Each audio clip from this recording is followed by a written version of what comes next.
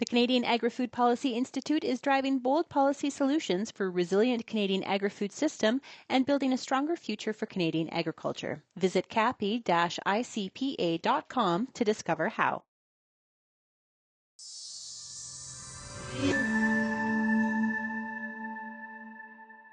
Hi, I'm Bernard Tobin. Welcome to Real Agriculture. Today, we are going to talk some changes in the farm organization landscape here in Ontario.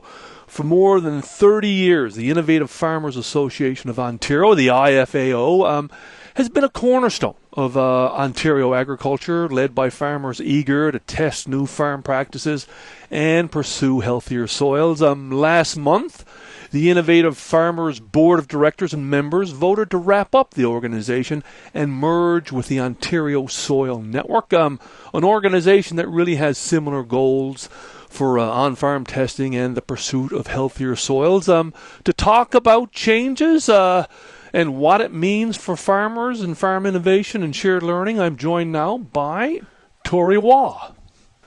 She is the Executive Director of the Ontario Soil Network. Hi, Tori. Hey, thanks for joining me.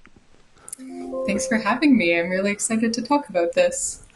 Hey, before we dig in here, for people who don't know a lot about your organization, tell us a little bit about the Ontario Soil Network.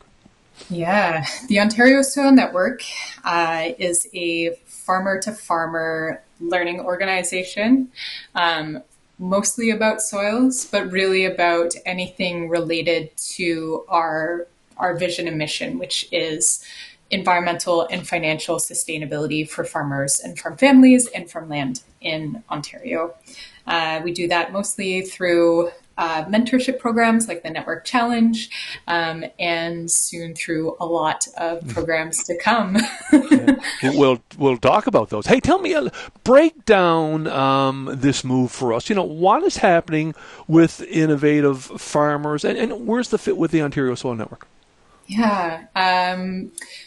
The board sat down and looked at our vision and mission and place on the landscape, and we realized we share a lot of farmers in common. Our memberships were very, very similar.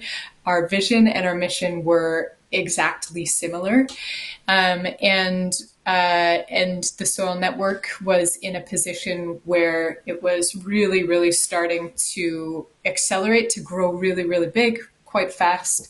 And we saw a great opportunity for bringing such a long history of farmer-led work and integrity that the IFAO stood on, and bringing that into the Soil Network to move forward together. Hey, what does a merger mean for farmers across Ontario, Tori? What does it mean for farmer-led knowledge, research, and practical innovations? It's going to mean more concerted efforts. I think it's going to be, for farmers, the experience is going to be more simple and it's going to be better resourced. By bringing the two organizations together, we're going to be able to do everything that both organizations were doing, just with greater strength and with greater outcomes for farmers. Tell me about, I guess, the path forward for OSN here. You know, what does the structure of the organization look like? Does it change? You know, what are the implications for, I guess, for the programs you offer? And I guess maybe you'll be doing some expansion there. Yeah, we will. So both organizations had kind of a nebulous membership. For the IFAO, the kind of legal definition was if you had been to our conference. And for the Soil Network, we really take as lean of an administrative process to our organization as possible. And so realistically with the Soil Network, we have our alumni and participants of our Network Challenge program that are driving everything else that we do.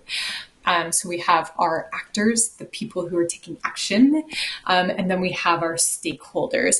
And so all of those IFAO members that were members one year, not members yet, depending on if they could come to the conference, they're always going to be in that stakeholder category, and they're always going to be served by the programs that we put out because they're being led by farmers.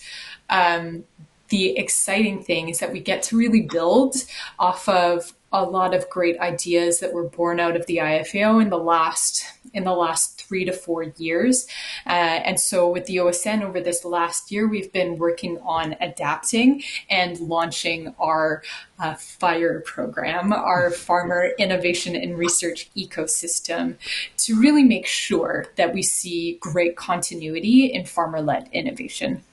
Have you discussed how you could preserve the IFAO legacy within the organization, Tori? I'm assuming you see a lot of similarities when it comes to values and goals for both organizations. Mm-hmm, of course. Yeah, I think if you think about it, right, it's a lot of the same farmers in the mentorship. It's a lot of the same farmers on the boards too, or at least they're all friends. And so we really care about those pieces. And developed a bit of a transition plan. We've targeted a kind of innovation fund that we're going to be holding in perpetuity and growing in order to fund more innovation projects on the ground. And we've brought Jessica Van Zwol, an IFAO board member, over to the OSN board to oversee the transition and the way that we kind of honor the history of the IFAO at the OSN through our programming and through our values and really how we do things. Now, the IFAO, been around 30 years. Let's talk timing. Why is now the right time to make this merger?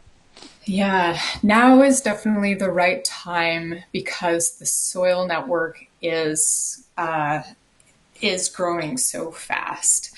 And innovation is moving at the speed of light. We really need those kind of streamlined and like humble pathways forward. It was not serving us to be two organizations. It was not serving farmers to be two organizations. And we really took it upon ourselves to look at what is going to best fit everyone's needs. And this was really it. This is what is going to let us keep up. Final question for you, Tori. I can't let you go without asking you about the OSN Network Challenge for 2026. You've had so many farmers, agronomists, soil health enthusiasts participate over the year. Tell us about it. I think you're just about to sort of get going again, right? Yeah. We just closed applications for our 2026 Network Challenge and have a lot of applications to work through to whittle it down to, we're hoping 25. We tend to be flexible because we're softies. January through March, we'll be going through training and onboarding with these folks and really helping them to craft their vision for the year ahead. And then in the whole year, we get to be the wind beneath their wings and really let their ideas fly. Well, great stuff, Tori. Appreciate you making some time for Real Agriculture. We will connect down the road and see how things roll out in the new year. Thank you so much.